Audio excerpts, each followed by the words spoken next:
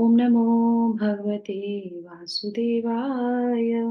ओम नमो भगवते वासुदेवाय। ओम नमो भगवते वासुदेवाय। ओम अज्ञानतिमिरान्धस्य ज्ञानाञ्जनशलाकया चक्षुरुन्मीलितं येन तस्मै श्रीगुरुवे नमः। नमो विष्णुपादाय कृष्णपृष्ठाय भूतले श्रीमते भक्तिवेदान्त स्वामिन् इति नामिने। नमस्ते सारस्वते देवे गौरवाणी प्रचारिणे निर्विशेषा शून्यवादी पाश्चात्य देशतारिणे। जय श्री कृष्ण चैतन्य प्रभु नित्यानंदा श्री अद्वैत गदाधर श्रीवासादि गौर भक्तवृंदा। हरे कृष्णा कृष्णा कृष्णा हरे हरे हरे रामा राम राम हरे हरे। जगत गुरु श्रील प्रभुपाद की जय। भगवत वाणी भगवत गीता जी की जय। गुरु महाराज की जय। हरिओम तत्सत। हरे कृष्णा। तो अभी हम लोग जो है शुरू करेंगे श्रीमद् भगवत गीता जी के आज 9वें अध्याय के श्लोक संख्या 12 पे हम जो है शिक्षाएं लेंगे, क्या हमें श्रील प्रभुपाद सिखाना चाहते हैं। तो सभी लोगों का एक बार फिर से बहुत बहुत स्वागत। तो हम लोगों ने जैसे चर्चा की थी कि 11 और 12 जो श्लोक हैं उसमें किसके बारे में वर्णन होगा, कौन बताएगा किसके बारे में वर्णन है। एक्रोनिम का लिखवाया था ना मैंने, हमें कैसे पता चलेगा आप लोग यहीं पे हैं या कल सुना था। हरे कृष्णा। यस माता जी। हरे कृष्णा। माता जी 11-12 में पढ़ेंगे कि जो भगवान को भौतिक समझते हैं, मायावादी निर्विशेषवादियों के बारे में। यस। तो जो भगवान के शरीर को भौतिक समझते हैं, उनके रूप गुण लीलाओं को भौतिक समझते हैं, उन्हीं को क्या बोलते हैं, निर्विशेषवादी मायावादी, है ना। तो उनके खंडन कर रहे हैं शिला प्रभुपाद अपने तात्पर्य से। तो कल हम लोगों ने बहुत जो है अच्छे से सीखा था, क्या क्या सीखा था कि कैसे भगवान जो है दिव्य है ना। तो उसके बारे में जो उनका प्रकटीकरण है वो दिव्य है। भगवान की जो क्रियाकलाप है वो भी दिव्य होती हैं। और किस तरीके से भगवान अपने दिव्य लक्षणों को प्रकट करते हैं, कैसे चतुर्भुज से वो दो भुज में आते हैं, इस तरीके से हमने उसके बारे में जाना था। और किस तरीके से भगवान के जो विग्रह हैं, तो निर्विशेषवादी क्या करते हैं, वो ये कहते हैं कि जो विग्रह है, जो मूर्ति पूजा, ये बिल्कुल बेकार है, ये होनी नहीं चाहिए। तो हमने ये भी जाना था कि जो मूर्ति पूजा है, जो विग्रह है, वो भी बहुत दिव्य होते हैं। ठीक है, तो इससे कनेक्टेड आज का हमारा ये श्लोक है। तो इसमें भी हम उन्हीं लोगों के बारे में जानेंगे। अब भगवान इसमें जो है कुछ शब्दों को लाएंगे और बताएंगे कि कैसे जो है ये जो लोग होते हैं, ये कैसे इनको नहीं समझ पाते हैं, क्या होता है इनके साथ। तो उसमें जो है इस श्लोक में हम आएगा। ठीक है, तो जो वॉलंटियर करना चाहते हैं वो मेरे पीछे रिपीट कीजिएगा। श्लोक संख्या 12। मोघाशा मोघ कर्माणो मोहाशा मोह कर्माण मोघ ज्ञानाविचेतसः मोघ ज्ञानाविचेतसः राक्षसीम् आसुरीं चैव राक्षसीम् आसुरीं चैव प्रकृतिं मोहिनीं श्रुता। प्रकृतिं मोहिनीं श्रुता। ओके, बाला माता जी भी रिपीट करना चाह रही है, फिर से बोल देते हैं। मोह भाषा मोह कर्माणो, नहीं? मोघाशा मोघशयमानो मोह ज्ञानाविचेतसा। बोली। मोघज्ञानाधिचेतसा राक्षसीम् आसुरीं चैव राक्षसीम् आसुरीं चैव प्रकृतिं मोहिनीं श्रिता। प्रकृतिं मोहिनीं श्रिता। Thank you so much Archana माता जी, बाला माता जी। तो इसमें क्या बता रहे हैं, जो लोग इस प्रकार मोहग्रस्त होते हैं, किस प्रकार, तो उसके बारे में हम आज पढ़ेंगे। वे आसुरी तथा नास्तिक विचारों के प्रति आकृष्ट रहते हैं। इस मोहग्रस्त अवस्था में उनकी मुक्ति, आशा, उनके सकाम कर्म तथा ज्ञान का अनुशीलन सभी निष्फल हो जाता है। तो ये इतना इम्पोर्टेंट श्लोक है, हमारे सबके लिए बहुत इम्पोर्टेंट है। और एक चीज बहुत अच्छी बताती हूँ मैं इसके बारे में आपको। एक ये श्लोक ऐसा है, आप इसका तात्पर्य पढ़िएगा तो ध्यान से पढ़िएगा, मैं उससे से रिलेटेड कुछ प्रश्न पूछूंगी आपसे, है ना। तो ये एक ऐसा प्रश्न है जिसको आप अपने चारों ओर देख सकते हैं आज के टाइम में। ठीक है, फिर से रिपीट करती हूँ, ये जो श्लोक है इसको आप आज के समय में हर जगह देख सकते हैं। दूसरा क्लू देती हूँ मैं आपको, जो आज की हमारी शिक्षा थी शिला प्रभुपाद की, वो पूरी तरीके से इस श्लोक से रिलेट करती है। ठीक है, तो अब हम पढ़ेंगे तात्पर्य। तो एक माता जी, दो माता जी मिलके इसको पूरा कर सकते हैं। यस, कौन पढ़ेगा पहले? हरे कृष्णा। तात्पर्य जगत गुरु श्रील प्रभुपाद की जय। ऐसे अनेक भक्त हैं जो अपने को कृष्ण भावनामृत तथा भक्ति में रत दिखलाते हैं, किंतु अंतःकरण में वे अंतःकरण से वे भगवान कृष्ण को परब्रह्म नहीं मानते। ऐसे लोगों को कभी भी भक्ति फल भगवत धाम गमन प्राप्त नहीं होता। इसी प्रकार जो पुण्य कर्मों में लगे रहकर अंततो गत्वा इस भव बंधन से मुक्त होना चाहते हैं, वे भी सफल नहीं हो पाते, क्योंकि वे कृष्ण का उपहास करते हैं। दूसरे शब्दों में, जो लोग कृष्ण पर हंसते हैं उन्हें आसुरी या नास्तिक समझना चाहिए। जैसा कि 7वें अध्याय में बताया जा चुका है, ऐसे आसुरी दुष्ट कभी भी कृष्ण की शरण में नहीं जाते। अतः परम सत्य तक पहुंचने के उनके मानसिक चिंतन उन्हें इस मिथ्या परिणाम को प्राप्त कराते हैं कि सामान्य जीव तथा कृष्ण एक समान है। ऐसे मिथ्या धारणा के कारण वे सोचते हैं कि अभी तो यह शरीर प्रकृति द्वारा केवल आच्छादित है, और व्यक्ति और मुक्त होगा जो ही व्यक्ति मुक्त होगा तो उसमें तथा ईश्वर में कोई अंतर नहीं रह जाएगा। कृष्ण से समता का यह प्रयास भ्रम के निष्फल निष्फल हो जाता है। इस प्रकार का आसुरी तथा नास्तिक ज्ञान अनुशीलन सदैव व्यर्थ रहता है। यही इस श्लोक का संकेत है। ऐसे व्यक्तियों के लिए वेदांत सूत्र तथा उपनिषदों जैसे वैदिक वाङ्मय के ज्ञान का अनुशीलन सदा निष्फल होता है। थैंक यू माता जी। कोई और पढ़ना चाहेगा? हरे कृष्णा। Yes. हरि बोल। मैं पढ़ूं माता जी? हरे कृष्ण। अतः भगवान कृष्ण को सामान्य व्यक्ति मानना घोर अपराध है। जो ऐसा करते हैं वे निश्चित रूप से मोहग्रस्त रहते हैं, क्योंकि वे कृष्ण के शाश्वत रूप को नहीं समझ पाते। बृहद विष्णु स्मृति का कथन है, यो वेत्ति भौतिकम देहम कृष्णस्य परमात्मनः स सर्वस्माद् बहिष्कार्य श्रोतस्मात् विधानतः मुखं तस्यावलोक्यापि सचेलं स्नानम् आचरेत। जो कृष्ण के शरीर को भौतिक मानता है, उसे श्रुति तथा स्मृति के समस्त अनुष्ठानों से वंचित कर देना चाहिए। यदि कोई भूल से उसका मुंह देख ले तो उसे तुरंत गंगा स्नान करना चाहिए, जिससे छूत दूर हो सके। लोग कृष्ण की हंसी उड़ाते हैं क्योंकि वे भगवान से ईर्ष्या करते हैं। उनके भाग्य में जन्म जन्मांतर नास्तिक तथा असुर योनियों में रहे आना लिखा है। उनका वास्तविक ज्ञान सदैव के लिए भ्रम में रहेगा और धीरे धीरे वे सृष्टि के गहनतम अंधकार में गिरते जाएंगे। Hare Krishna. Thank you so much माता जी। हरे कृष्णा। तो वो सुना आपने, कितना सुंदर तात्पर्य है। तो अब आप मुझे बताइए कि क्या है इसमें इम्पोर्टेंट, इस अध्याय में, इस श्लोक में, सॉरी, क्या चीज बहुत इंपॉर्टेंट फोकस की जा रही है? कोई बता सकता है? तो सबसे पहले है मोघाशा मोघ कर्माणु। तो इसमें सबसे पहले हमें ये समझना चाहिए, इसका अर्थ जो है वो समझ लीजिए, फिर आपको समझ में आ जाएगा। मोघाशा, है ना? तो क्या होता है?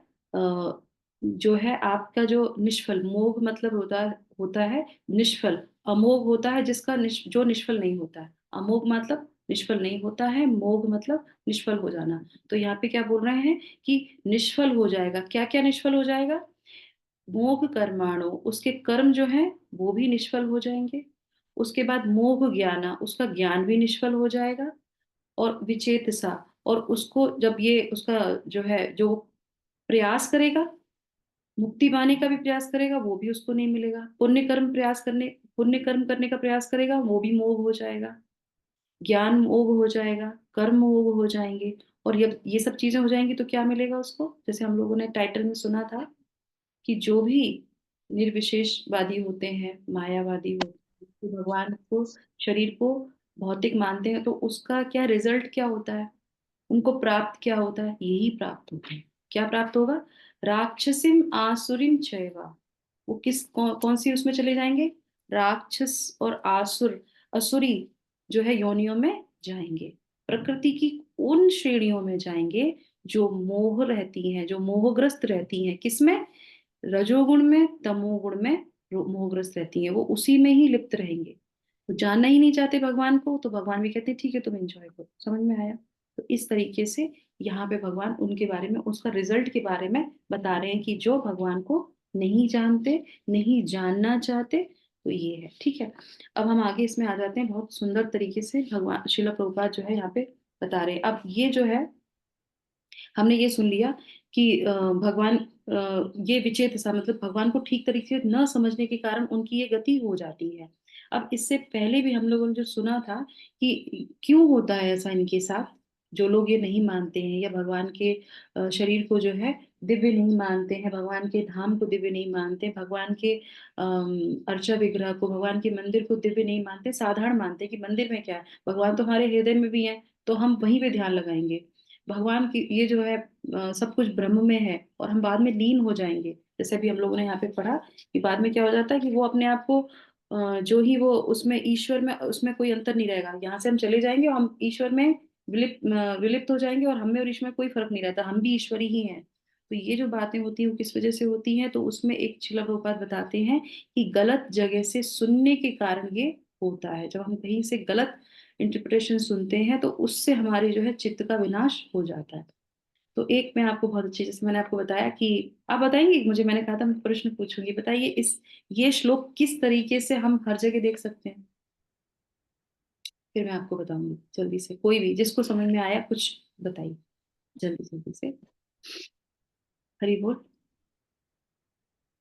कुछ। जैसे माता जी कुछ लोग गुरु बनते हैं लेकिन वो अपनी पूजा करवाते हैं, इस तरह से शायद ओके, और वो अपने आप को भगवान समझते ओके, और कुछ। प्रेमलता माता जी, अर्चना माता जी, किसको क्या समझ में आया, थोड़ा सा बताइए मुझे। हरी बोल जल्दी जल्दी। नहीं। हाँ तो ये सब अज्ञानता के कारण हो रहा है। लोग जो है अपने मतलब अपने को इतनी कहना चाहिए कि वो किसी की बात को मानना नहीं चाहते। ऐसा मतलब कहने का कि जैसे आ, आ, आ, क्या बताऊँ। ठीक है कोई नहीं कोई नहीं। तो बात, अब हम लोगों ने शिक्षा सुनी थी, तो मैंने आपसे क्या कहा था कि ये जो आज का श्लोक है ये शिक्षा से पूरा पूरा रिलेट करता है। दूसरी बात जो है, हम हर जगह इसको देख सकते हैं, तो इसका बहुत अच्छा उदाहरण मैं आपको देती हूँ, एक जो है सच्ची घटना से।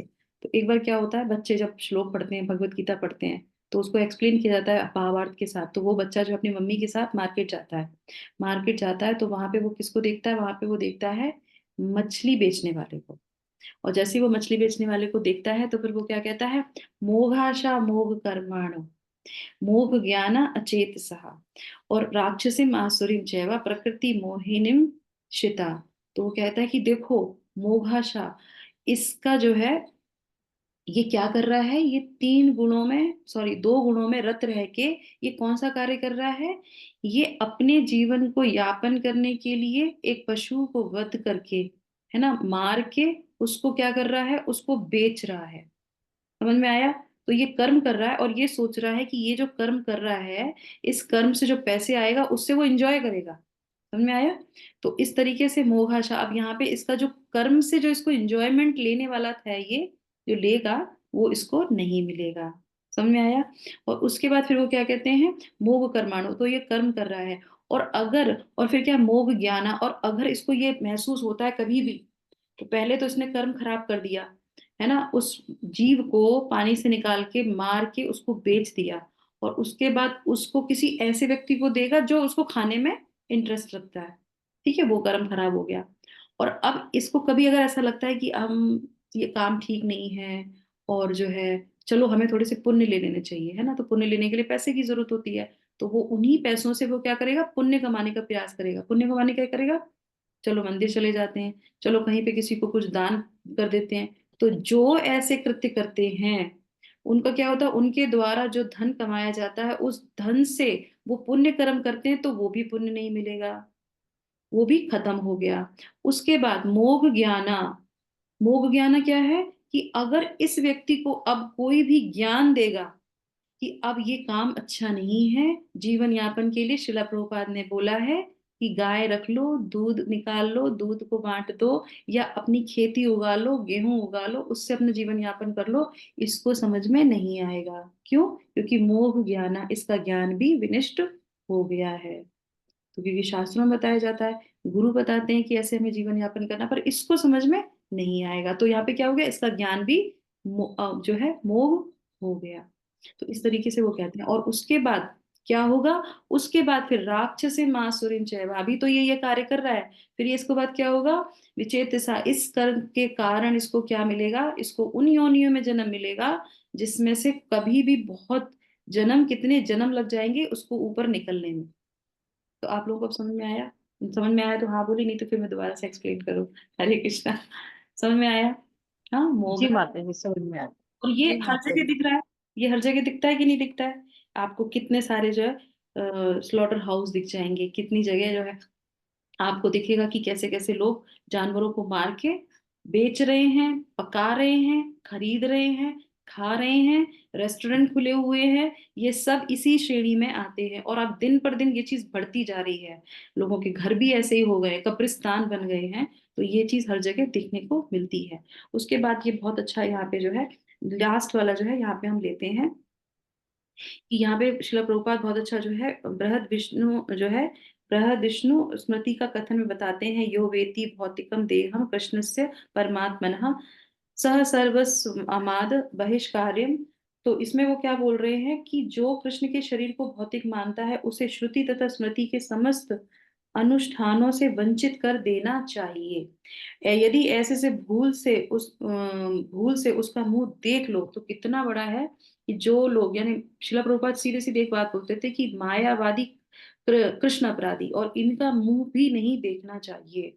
तो आप सोचिए कि हमारे तो घरों में ही ऐसे बहुत से लोग होंगे जो कृष्ण से ईर्ष्या करते होंगे कि तुम क्यों कृष्ण की पूजा करते हो। तो आप सोचिए कि कितना बड़ा दंड जो है प्रकृति के से दिया जाता है, और साथ साथ में जो शास्त्र हैं उसमें भी दंड दिया गया है कि इन लोगों को दंड मिलेगा ही मिलेगा।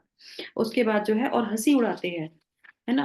और उसके बाद फिर क्या बोल रहे हैं, और जन्म जन्मांतर तर जो है नास्तिक तथा असुर योनियों में इनका रहे आना लिखा है, ये लिख जाएगा कि ये जो रहेंगे ये इसी योनियों में जाएंगे। तो अब आप देखिए, अब एक चीज और यहाँ से आती है कि ये जो निम्न योनियां हैं, ये इतने सारे रेप्टाइल्स हैं, ये सब चीजें जो होती हैं ये क्यों उत्पन्न होते हैं, उसका एक ही कारण है, ईर्ष्या की वजह से ये सारे आते हैं। इनके अंदर कूट कूट के ईर्ष्या भरी होती है। जैसे आज अर्चना माता जी भी उसमें यही एक्सप्लेन कर रही थी कि ईर्ष्या की वजह से, आसक्ति की वजह से क्या होता है कि हम बहुत भोग करना चाहते हैं, भोग की वजह से हम ऐसी चीजें शुरू कर देते हैं जिससे हम बहुत धन कमाएं, और उसमें लिप्त होते चले जाते हैं, यही नहीं देखते कि हम कर क्या रहे हैं, कहाँ से हमारा धन आ रहा है। तो ये ईर्ष्या से और इतना जो लोभ होता है उसकी वजह से ये कार्य करना शुरू कर देते हैं। तो ये जो एक हमारा हो गया कौन सा, पृथ्वी लोक, ठीक है, हमारा ये जो है भूलोक हमारा जो है, उसके नीचे भी होते हैं तल, अतल, वितल, तलातल, सूतल, पाताल, ये सारे नीचे के लोक हैं। तो इसमें क्या होता है, इसमें सूर्य की रोशनी नहीं जाती, पता है किसी को? ये जो नीचे के लोग हैं आपने देखा होगा, अब जैसे हमारा भूलोक से नीचे जो जमीन के हैं, इन सब में रोशनी जाती है सूर्य भगवान की?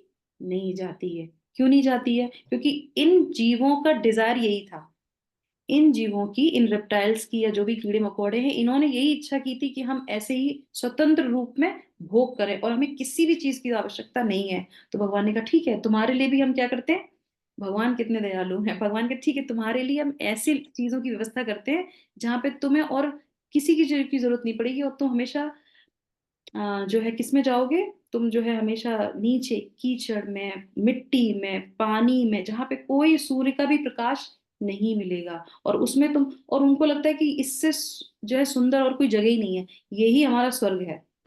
और ये कितने जन्म उनके निकल जाएंगे, तब वो रेप्टाइल से निकल निकल के धीरे धीरे पक्षी में आएंगे, पक्षी से फिर धीरे धीरे जो है वो जानवरों की योनि में आएंगे, कितना समय लग जाएगा। तो इसीलिए कहते हैं 84 लाख योनियां। तो उन योनियों में भी कितने समय तक जो है जीवन भोगना पड़ेगा। तो ये किसकी वजह से होता है? सिर्फ और सिर्फ जो है भगवान से द्वेष करने के कारण, भगवान को न समझने के कारण। तो हम इस से जानते हैं। एक बहुत अच्छी मैं आपको पास टाइम सुनाती हूँ। बहुत से लोग जो ये लोग बोलते हैं निर्विशेषवादी मायावादी की क्या है भगवान के मंदिर में, क्या है भगवान के विग्रह में। तो हमारे शास्त्रों में अभी से नहीं, जैसे रंगनाथ स्वामी का मंदिर है, ये अभी से नहीं है, ये कितने जो है समय पूर्व से जो है ये विग्रह है, ये मंदिर है, यहाँ पे पूजा चली आ रही है। हमारे जो है गुरुवायूर का मंदिर है, वो तो जो है द्वारिका के टाइम से है, करेक्ट, सॉरी, द्वापर के टाइम से चला आ रहा है। तो ये अभी से नहीं है, ये पहले से ही है, पूर्वजों के पूर्वजों ने उसकी पूजा की है, और उसका तथ्य है, उसका प्रमाण है। पर फिर भी जो है निर्विशेषवादी मायावादी इसको स्वीकार नहीं करते। तो एक बार क्या होता है, एक एक सच्ची घटना है। तिरुपति बालाजी कौन कौन गया है? हरे कृष्णा।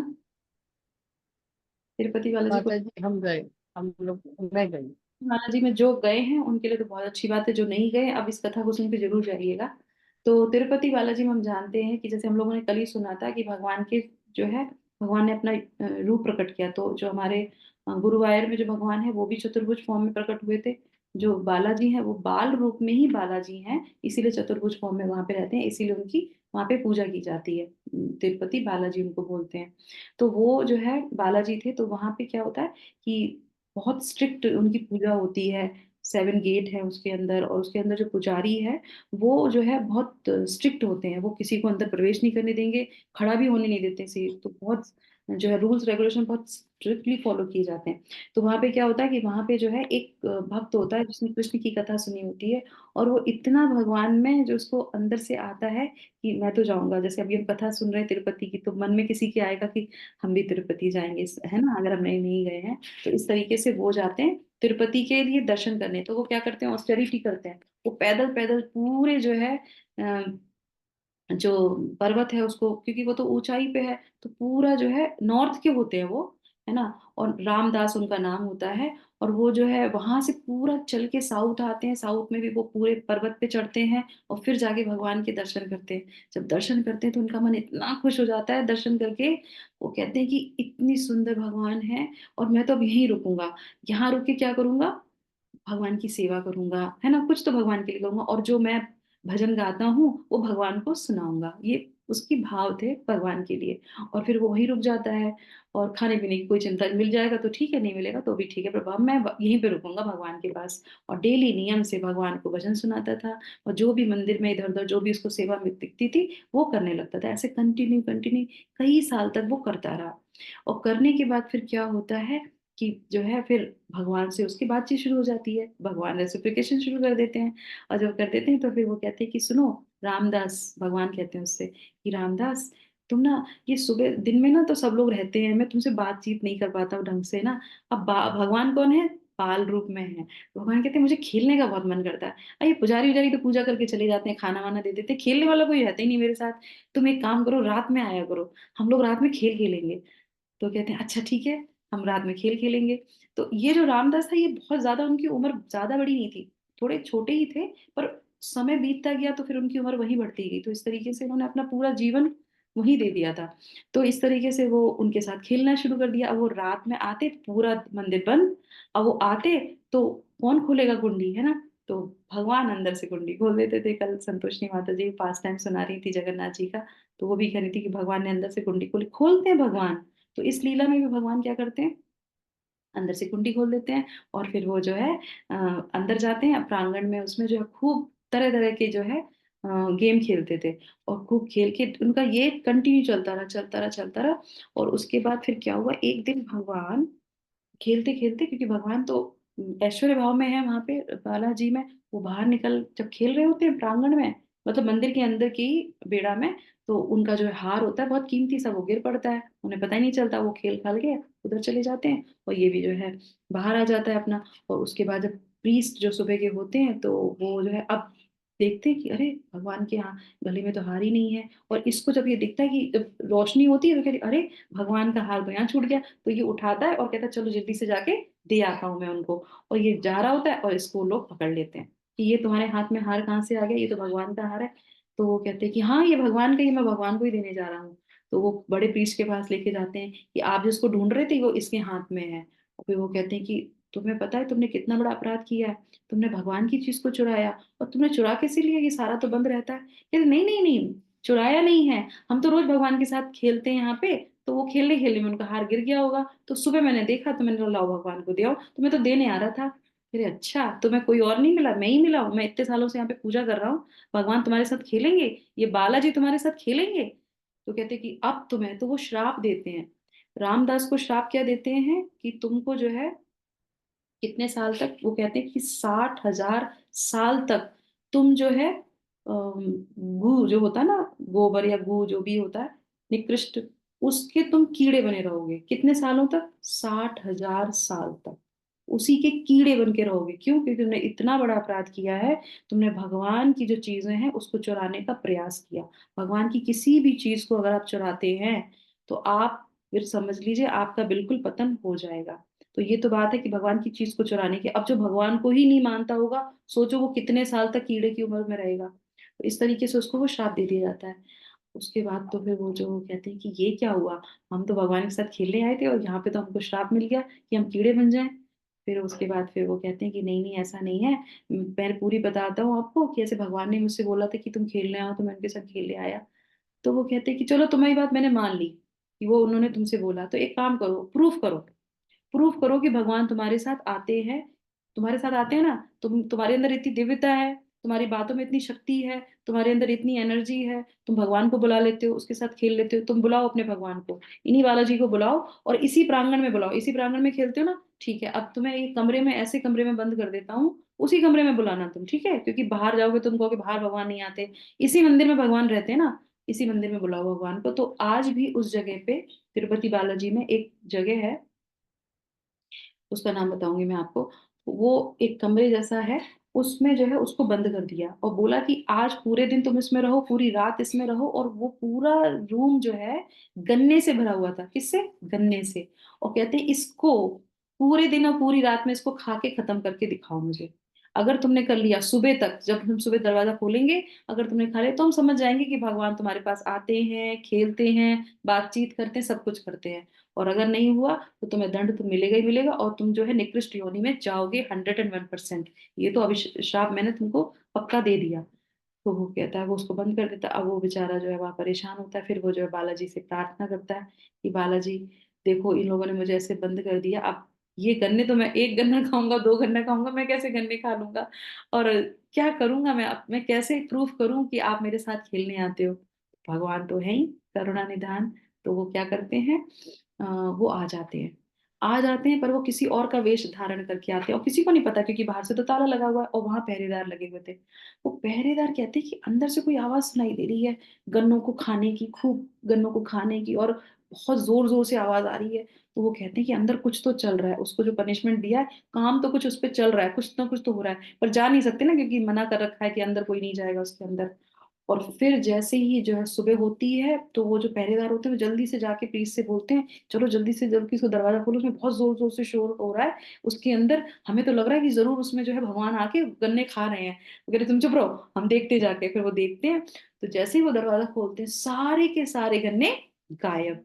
और वो कैसे हो गया? क्योंकि भगवान वहां पे हाथी के रूप में प्रकट हो जाते हैं, और हाथी तो खा ही सकता है। तो भगवान वहां पे अपने आप को हाथी के रूप में प्रकट करते हैं और सारे गन्नों को खत्म कर देते हैं, खा लेते हैं। और उसके बाद सब लोग जो है उनको दंडवत प्रणाम करते हैं। और वो हाथी कैसे आ गया अंदर, तो भगवान उसमें रूप में आते हैं। और फिर वो जो है रामदास जो है वो क्या बोलते हैं, वो कहते थे भगवान कह रहे थे कि उनको जो है थैंक यू बोलना, क्योंकि मैं जो है हाथी के बहुत दिनों से हाथी के वेश में नहीं आ पाया था, अब मैं तुम्हारी वजह से हाथी के वेश में हुआ। और मुझसे कह रहे थे कि तुम्हारी वजह से मुझे इतना सारा गन्ना खाने को मिला, तो मैं तो बहुत खुश हूँ, मैं तो बहुत ही खुश हूँ। फिर वो जो है उनको प्रणाम करते हैं, उनसे जो है माफी मांगते हैं, और जैसे वो तो मुक्त हो ही जाते हैं उस जो है श्राप से। तो कहने का तात्पर्य क्या है इसमें, कि अगर कोई भगवान को नहीं मानता है तो वो निकृष्ट योनि में अवश्य ही जाएगा, और जो मानते हैं उन्हीं को भगवान अपनी सारी दिव्य लीलाएं प्रकट करते हैं। तो ये आज का नहीं है, पहले से ही ये चीजें चली आ रही है। तो इस तरीके से हम जो है, हमें शिक्षा यहाँ पे क्या मिलती है, हमें ये भी नोट डाउन कर लेना चाहिए कि जो ईर्ष्या की वजह से ये जो करते हैं, तो उसका उपाय क्या है। पहली बात तो अगर ईर्ष्या करेंगे तो निम्न योनियों में हम जाएंगे ही जाएंगे। भगवान को नहीं मानेंगे तो हमारी क्या जो है गति होगी, ये तो हमने सबने अभी सुना ही कि ऐसे लोगों को तो कोई शक्ल भी देखना नहीं चाहता, और कितने जन्म उनको लग जाएंगे दूसरी योनियों में आने के लिए, और फिर उसके बाद उनको वो ज्ञान आएगा कि नहीं आएगा वो भी पता नहीं है। तो इसलिए सुनना भी नहीं है, मायावादियों से, निर्विशेषवादियों से सुनना भी नहीं है। हम पे इतनी कृपा है शिला प्रभुपाद की कि उनकी पुस्तकों मात्र से पढ़ने से, शिला प्रभुपाद इतनी मेहनत क्यों कर रहे हैं इतना सारा परपोर्ट लिखने की, वो ये चाहते हैं कि कोई भी, और एक चीज बहुत इंपॉर्टेंट इसमें है, शिला प्रभुपाद इसमें क्या बोलते हैं, ऐसा नहीं है कि ये निर्विशेषवादी मायावादी, यहाँ पे शिला प्रभुपाद सीधे भक्त के लिए बोल रहे हैं, सीधे भक्त के लिए बोल रहे हैं। क्या बोल रहे हैं, ऐसे अनेक भक्त हैं, वो भक्तों को ही टारगेट कर रहे हैं जो अपने आप को कृष्ण भावनामृत कहते हैं। ये हमारे लिए शिक्षा है, ये मैं अपने लिए बोल रही हूँ, ये हमारे लिए है कि अपने आप को कृष्ण भावनामृत कहते हैं, भक्ति में रत दिखलाते हैं, किंतु अंतःकरण से भगवान कृष्ण को परम ब्रह्म नहीं मानते हैं।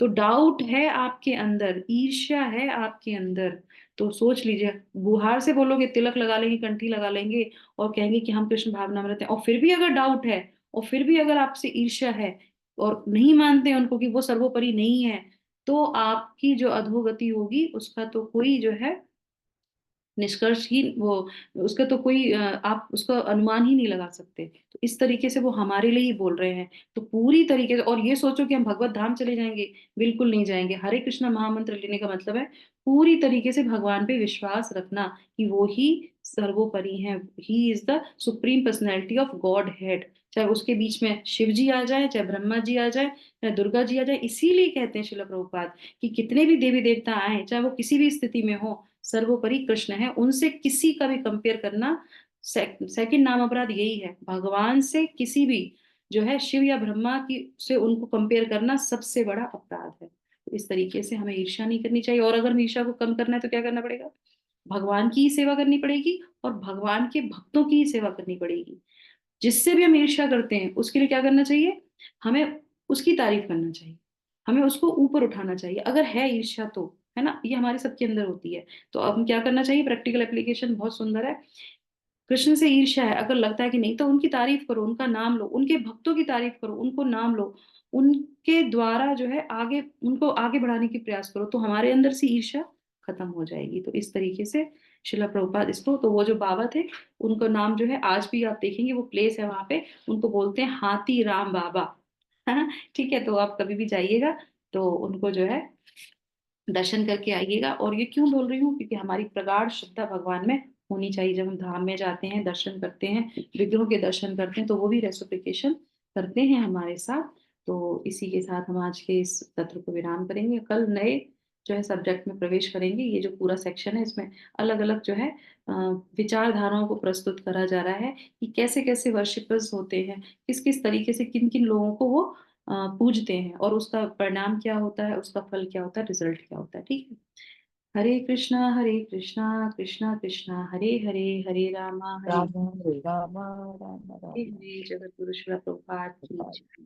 भगवत वाणी भगवत गीता जी की जय। महाराज की जय।